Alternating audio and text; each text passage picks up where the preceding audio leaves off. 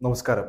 ബ്രിട്ടീഷുകാർ കൊണ്ടുപോയതിനു ശേഷം ബാക്കിയുള്ളതൊക്കെ നരേന്ദ്രമോദിയും അദാനിയും അമിത്ഷായും RSSും ഒക്കെ ഒരുമിച്ച് ഇന്ത്യയുടെ ബാക്കിയുള്ള സമ്പത്ത് കൂടി അടിച്ചു മാറ്റുന്ന തിരക്കിലാണ് ഇപ്പോഴുള്ളത്. ഇവരുടെ മുന്നണിയിലുള്ളവരൊക്കെ തന്നെയും ഭൂലോക ക്രിമിനലുകളാണെന്നുള്ളത് മറ്റൊരു യാഥാർത്ഥ്യം.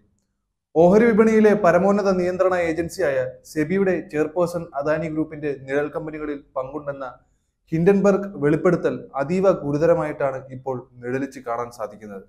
ഈ അവലോകനത്തിന്റെ അടിസ്ഥാനത്തിൽ സെബി മേധാവി മാധബി പുരി സ്ഥാനമൊഴിയേണ്ട സാഹചര്യമാണ് നിലവിലുള്ളത്. അദാനി ഗ്രൂപ്പ് കമ്പനികളുടെ ഓഹരി വിലയിലെ കൃത്രിമം മുമ്പ് വെളിപ്പെടുത്തിയ അമേരിക്കൻ നിക്ഷേപ ഗവേഷണ സ്ഥാപനമായ ഹിൻഡൻബർഗ് റിസർച്ച് ഇപ്പോൾ security and exchange board of ഇന്ത്യയുടെ ചെയർപേഴ്സൺ മാധബി പൂരിക്കും ഭർത്താവിനും അദാനി ഗ്രൂപ്പിന്റെ നിഴൽ കമ്പനികളിൽ പങ്കുണ്ടെന്ന പുതിയ വെളിപ്പെടുത്തലാണ് ഇപ്പോൾ നടത്തിയിരിക്കുന്നത്. അദാനി ഗ്രൂപ്പ് ചെയർമാൻ ഗൗതം അദാനിയുടെ മൂത്ത സഹോദരനും ശതകോടീശ്വരനുമായ വിനോദ് അദാനിക്ക് ബന്ധമുള്ള ബർമുഡയിലെയും മൗറീഷ്യസിലെയും നിഗൂഢമായ നിഴൽ കമ്പനികളിൽ മാധവിപുരിക്കും ഭർത്താവ് ധാവൽ ബുച്ചിനും പങ്കാളിത്തമുണ്ടെന്ന വെളിപ്പെടുത്തൽ വളരെ ഗൗരവതരമായ കാര്യം കൂടിയാണ്. കൃത്യമായ അന്വേഷണം നടക്കുന്നതുവരെ മാധവിപുരി സെബിയുടെ ചെയർപേഴ്സൺ സ്ഥാനത്ത് നിന്ന് മാറി നിൽക്കേണ്ട സാഹചര്യവും നിലവിലുണ്ട്.